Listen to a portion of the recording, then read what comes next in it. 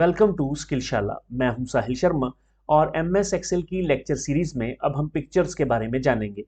MS Excel की worksheet में pictures को कैसे इंसर्ट किया जाता है, पिक्चर की बैकग्राउंड को कैसे रिमूव किया जाता है, कलर करेक्शंस क्या होती हैं, पिक्चर्स को कैसे चेंज किया जाता है, पिक्चर्स को कैसे कंप्रेस किया जाता है, पिक्चर्स को कैसे रीसेट किया जाता है, पिक्चर्स के ऊपर हम आर्टिस्टिक इफेक्ट्स को कैसे अप्लाई कर सकते हैं। इन सब चीज़ों के बारे में हम इस लेक्चर में जानेंगे।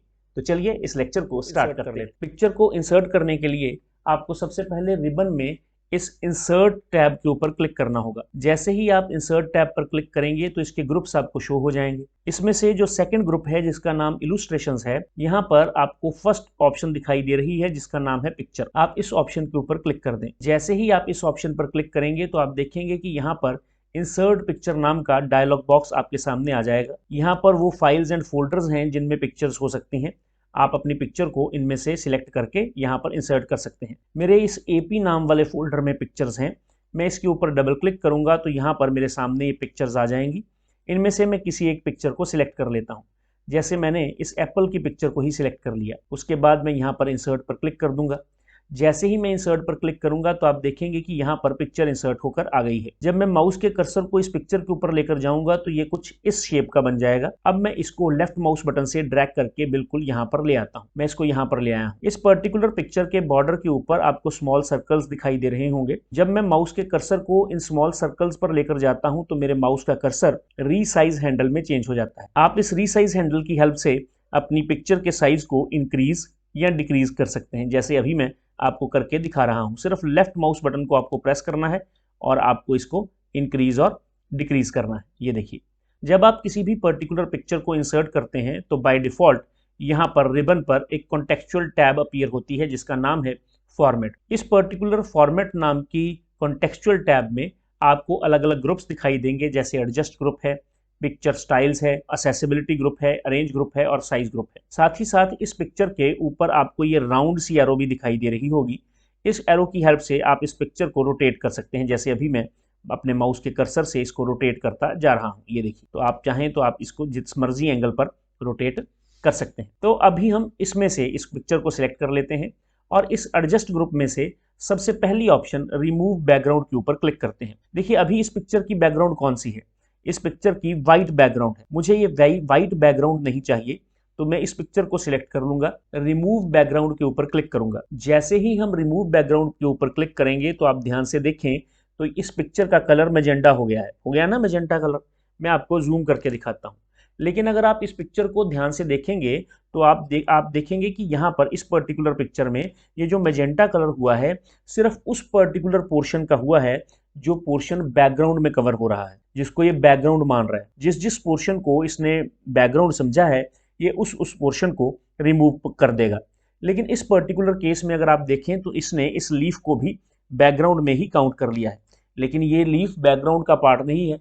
ये मैं इसको चाहता हूं, मैं इसको रिमूव नहीं करना चाहता। तो अब हम देखेंगे कि इस पर्टिकुलर लीफ को हम कैसे बचा सकते हैं कि ये बैकग्राउंड के साथ रिमूव ना हो। जब भी आप रिमूव बैकग्राउंड पर क्लिक करते हैं तो एक और चीज को नोट करें।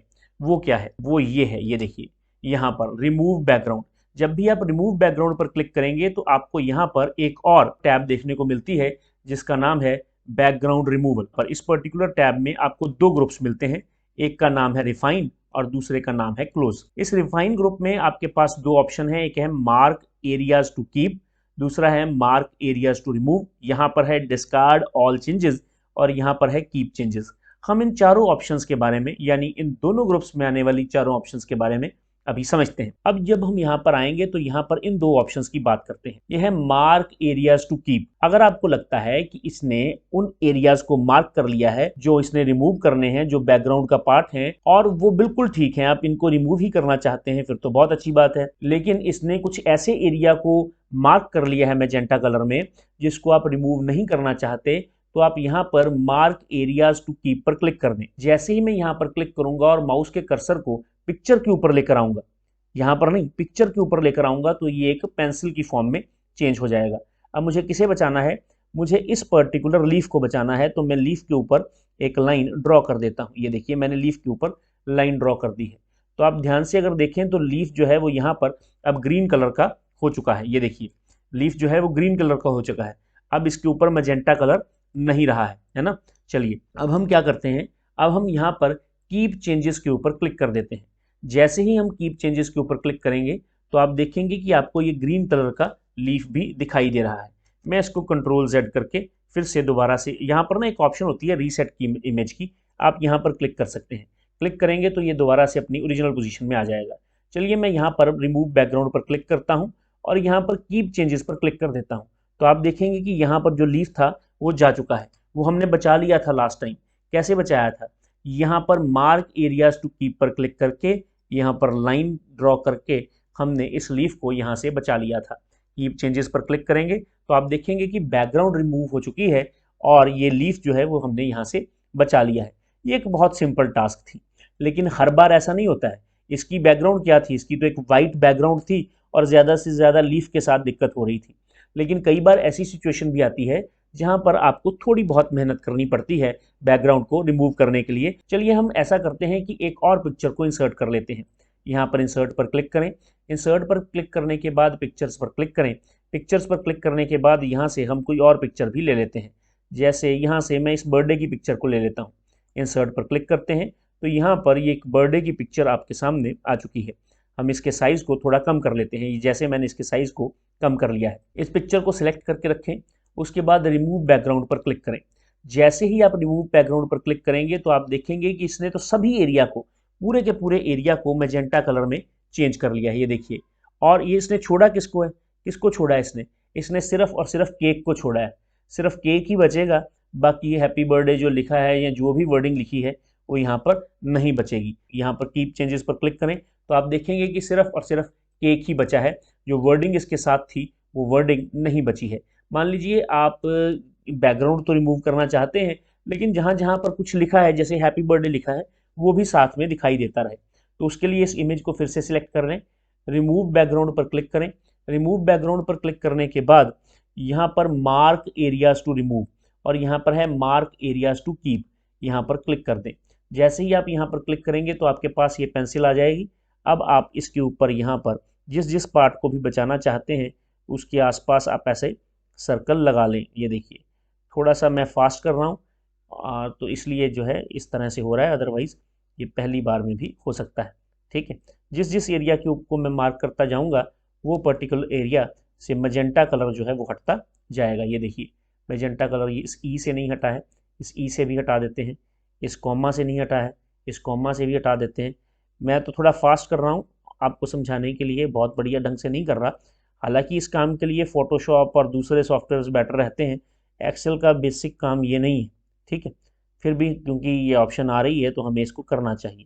ठीक है, तो ये सारा हमें बचाना है तो मैं इसके ऊपर लाइन ड्रॉ कर देता हूँ। ये देखिए ये बच गया पोर्शन, इसके ऊपर भी लाइन ड्रॉ करते हैं। ये देखिए ठीक है, तो हम धीरे धीरे इसको करते जा रहे हैं, ये पूरा सीखेंगे हम। और ये देखिए है ना, हो रहा है ना, सारा हम कवर करते जा रहे हैं। ये इसके ऊपर भी लाइन ड्रॉ कर दें। ये देखिए हैप्पी बर्थडे पूरे का पूरा आ गया।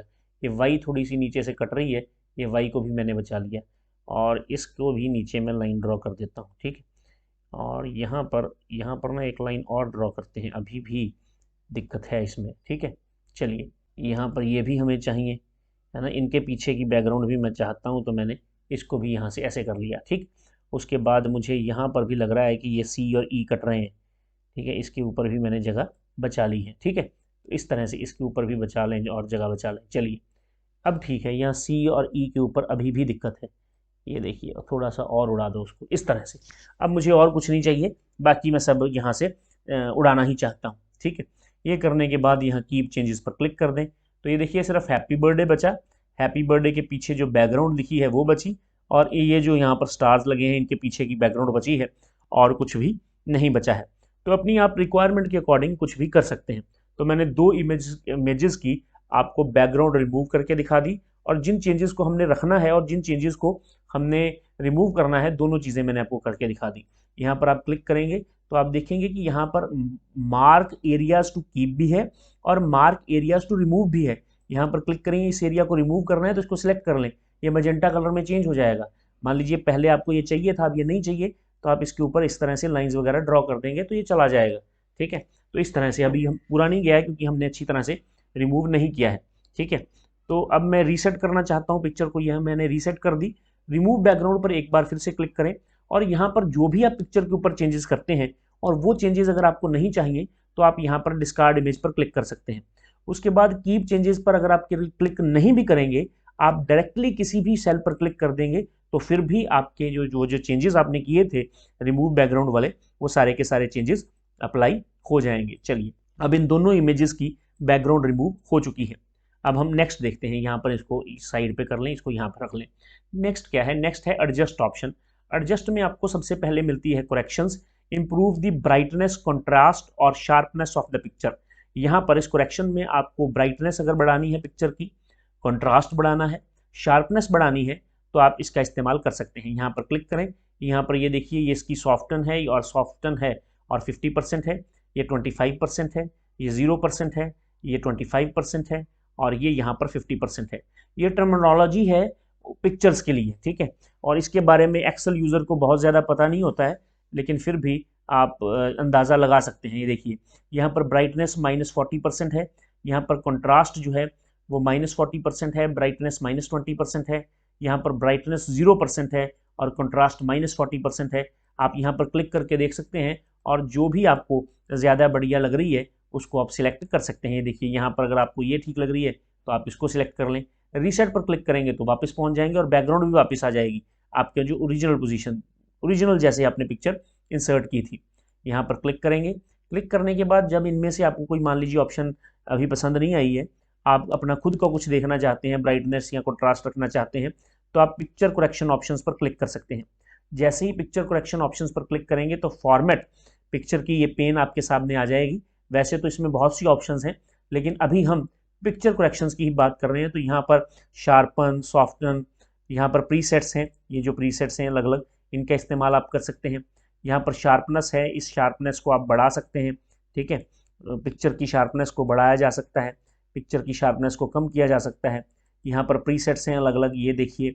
उसके बाद यहाँ पर ब्राइटनेस है, आप इसकी ब्राइटनेस को बढ़ा सकते हैं, ब्राइटनेस को घटा सकते हैं, कंट्रास्ट को बढ़ा सकते हैं, कंट्रास्ट को घटा सकते हैं। उसके बाद ये रीसेट का बटन है, आप रीसेट पर क्लिक कर सकते हैं। नेक्स्ट है कलर, आप यहाँ पर क्लिक करें। क्लिक करेंगे तो सबसे पहले यहाँ पर आएगी कलर सैचुरेशन। कलर सैचुरेशन दरअसल कलर की इंटेंसिटी ही होती है। आपको जिस इंटेंसिटी में भी ये चाहिए, अलग अलग रेंजेस हैं इसकी, आप उसको सिलेक्ट कर लें। जैसे मैंने इसको सिलेक्ट कर लिया तो मेरा एप्पल जो है वो कुछ इस कलर का हो जाएगा। यहाँ पर क्लिक करें, आप पिक्चर को उठा के इस साइड पे ले आएँ ज़रा। उसके बाद यहाँ पर क्लिक करें, यहाँ पर क्लिक कर लें, यहाँ पर क्लिक करके देख लें, यहाँ पर क्लिक करके देख लें। ये देखिए बैकग्राउंड भी चेंज हो रही है साथ में, ये देखिए जो वाइट कलर की बैकग्राउंड है ना उस पर भी इफेक्ट पड़ रहा है, ये देखिए, ठीक है। तो ये देखिए कैसा हो गया आपका एप्पल। तो इस तरह से आप अलग अलग कलर टोन्स ले सकते हैं। ये यहाँ पर कलर सैचुरेशन है, ये कलर टोन्स हैं और ये री कलर है। उसके बाद मोर वेरिएशंस पर क्लिक करेंगे तो यहाँ पर अलग अलग कलर्स हैं। आप देखिए आप किस तरह की वेरिएशन को लेना चाहते हैं। सेट ट्रांसपेरेंट कलर पर क्लिक करेंगे, यहाँ क्लिक कर देंगे तो यहाँ पर इसमें वाइट वाइट सी डॉट्स आपके सामने आ जाएंगी। आप रीसेट पिक्चर पर फिर से क्लिक कर दें। उसके बाद यहाँ पर क्लिक करें और यहाँ पर है पिक्चर कलर ऑप्शंस। यहाँ पर क्लिक करेंगे तो ये फॉर्मेट पिक्चर का ये जो पेन है, इसमें अब आपके सामने क्या है, पिक्चर कलर ऑप्शन है। ये पिक्चर कलर ऑप्शन है। ऊपर क्या है हमारे पास, ये पिक्चर करेक्शंस है। लास्ट में हमने पिक्चर करेक्शंस ही किया है। अब हम कहाँ पर पहुँच गए हैं, पिक्चर कलर ऑप्शंस में। पिक्चर कलर ऑप्शंस में हमारे पास कलर सैचुरेशन है। यहाँ पर आपको प्रीसेट्स दिखाए जाएंगे। सैचुरेशन 100% है। आप यहाँ पर सैचुरेशन को कम या ज़्यादा कर सकते हैं। देखिए क्या क्या इफेक्ट कम या ज़्यादा करने से पड़ रहे हैं। यहाँ पर कलर टोन है। आप कलर टोन जो है वो टेम्परेचर में मेज़र की जाती है। कूल कलर्स होते हैं और वार्म कलर्स होते हैं, ठीक है। तो उस तरह से जैसे रेड जो है वो एक वार्म कलर है, ग्रीन जो है वो एक कूल कलर है। तो उस तरह से तो टेम्परेचर को घटाया या बढ़ाया जा सकता है। ये देखिए तो इस तरह से आप इसको के में मेज़र किया जाता है, केल्विन में मेज़र किया जाता है। तो यहाँ पर आप री कलर में आपको ये कलर दिखाई दे रहे हैं, है ना। रीसेट पर क्लिक करेंगे तो आपकी पिक्चर फिर से नॉर्मल हो जाएगी। उसके बाद है आर्टिस्टिक इफेक्ट्स। यहाँ पर क्लिक करें। क्लिक करने के बाद आपको अलग अलग आर्टिस्टिक इफेक्ट्स दिखेंगे। आप इस पर किसी भी तरह का कोई भी आर्टिस्टिक इफेक्ट्स अप्लाई कर सकते हैं अपनी रिक्वायरमेंट के अकॉर्डिंग। ये देखिए, ठीक है। तो ये अलग अलग इफेक्ट्स हैं जो पिक्चर्स के ऊपर अप्लाई किए जा सकते हैं। रीसेट पिक्चर पर क्लिक करते हैं। यहाँ पर है कंप्रेस पिक्चर, इस पर क्लिक करें। जैसे ही आप कंप्रेस पिक्चर पर क्लिक करेंगे तो ये आपको यहाँ पर 2 चेक बॉक्सेस देगा जिसमें लिखा है compression options, apply only to this picture. मान लीजिए इस वर्कशीट में आपके पास एक से ज़्यादा पिक्चर्स हैं और आप सभी को कंप्रेस करना चाहते हैं तो उस केस में ये टिक नहीं होना चाहिए। अगर आपने इसको टिक किया हुआ है तो इसका मतलब है कि वो जो कंप्रेशन होगा वो सिर्फ उसी पिक्चर के ऊपर अप्लाई होगा जिस पिक्चर को सिलेक्ट करने के बाद आपने यहाँ पर कंप्रेस पिक्चर्स पर क्लिक किया था। अगर आपने कोई पिक्चर क्रॉप की है और उसको डिलीट करना चाहते हैं उसके क्रॉप्ड एरिया को, तो यहाँ पर ये टिक रहना चाहिए। वैसे जो भी पर्टिकुलर पिक्चर होती है वो पिक्चर नॉर्मली 220 ppi में होती है, पिक्सल्स पर इंच, जैसे यहाँ पर है। ठीक है, तो यहाँ पर अलग अलग ऑप्शंस हैं। यहाँ पर हमें डिफ़ॉल्ट रेजोल्यूशन का इस्तेमाल करना है या फिर आप इस पर्टिकुलर पिक्चर को किसी और साइज़ में कंप्रेस कर सकते हैं। अगर आप यहाँ पर ओके पर क्लिक कर देंगे तो आपकी पिक्चर जो है वो कंप्रेस हो जाएगी। पिक्चर को कंप्रेस करने से पिक्चर का साइज़ जो है वो डिक्रीज़ हो जाता है और उसकी क्वालिटी भी थोड़ी बहुत डिक्रीज़ होती है। यहाँ पर उसके बाद है चेंज पिक्चर। मान लीजिए आपको ये पिक्चर नहीं चाहिए, आप इस पिक्चर की बजाय कोई और पिक्चर चाहते हैं, तो उसके लिए आप चेंज पिक्चर पर क्लिक कर सकते हैं। चेंज पिक्चर पर क्लिक करेंगे तो आप चेंज को पिक्चर को कहाँ से करना चाहते हैं, किसी फाइल से या कोई ऑनलाइन सोर्स से पिक्चर को उठाना चाहते हैं, कि आइकन को किसी को उठाना चाहते हैं, या क्लिपबोर्ड पर कोई पिक्चर पड़ी हुई है वहाँ से आप उठाना चाहते हैं, आप क्या करना चाहते हैं। मान लीजिए आप फ्रॉम ए फाइल पर क्लिक करेंगे तो फ्रॉम ए फाइल पर क्लिक करने पर फाइल में दी गई पिक्चर्स आपके सामने आ जाएंगी। किसी भी फाइल एंड फोल्डर को चूज़ करें जिसमें पिक्चर्स हैं और उस पिक्चर को पकड़ लें। जैसे मैंने इसको क्यूब को पकड़ लिया, इंसर्ट पे क्लिक किया तो आप देखेंगे कि यहाँ पर वो पिक्चर चलेगी और उसकी जगह पर क्यूब की ये पिक्चर आ चुकी है। इंसर्ट यहाँ पर चेंज पिक्चर पर फिर से क्लिक करें और यहाँ पर आप फ्रॉम आइकन्स भी ले सकते हैं। फ्रॉम आइकन्स पर क्लिक करेंगे तो आइकन्स जो हैं वो लोड होना स्टार्ट हो जाएंगे। यहाँ पर अलग अलग आइकन्स हैं, आप किसी भी आइकन पर क्लिक करके इंसर्ट पर क्लिक करके उस आइकन को इंसर्ट कर सकते हैं। ठीक है जी। उसके बाद आपको यहाँ पर फॉर्मेट में फिर से जाना है। फॉर्मेट में जाने के बाद अब ये पिक्चर नहीं है, दरअसल ये एक शेप है ना। तो यहाँ पर जो ऑप्शंस थी वो थोड़ी बहुत यहाँ पर आपको चेंज मिलेंगी। अब मुझे तो वही पिक्चर चाहिए। अगर आपको वही पिक्चर चाहिए तो आप यहाँ पर मैंने अंडू करके उस पिक्चर को वापस ले लिया है। यहाँ पर फॉर्मेट पर क्लिक करें। फॉर्मेट पर क्लिक करने के बाद यहाँ चेंज पिक्चर्स में जितनी ऑप्शंस थी हमने इस ऑप्शंस को समझ लिया है। उसके बाद रीसेट पिक्चर है, आप इस पर क्लिक करके इसको रीसेट कर लेंगे। अगर ये आपने कोई चेंजेस किए हुए हैं तो रीसेट हो जाएगी, अदरवाइज रीसेट पिक्चर्स का कोई इफेक्ट आपको इसके ऊपर देखने को नहीं मिलेगा। तो इस तरह से आप किसी भी पर्टिकुलर पिक्चर को इंसर्ट कर सकते हैं, उसकी बैकग्राउंड को चेंज कर सकते हैं और उसके ऊपर colour corrections, colour tones, picture को कंप्रेस करना, आर्टिस्टिक इफेक्ट्स लगाना, पिक्चर को चेंज करना, ये सब आपने सीख लिया है। अगर ये लेक्चर आपको अच्छा लगा है तो इस लेक्चर को आप लाइक करें, कमेंट करें, शेयर करें, चैनल को सब्सक्राइब करें, बेल आइकन के बटन को प्रेस करें। आज के लेक्चर में इतना ही, नेक्स्ट लेक्चर में मिलते हैं। Thank you very much.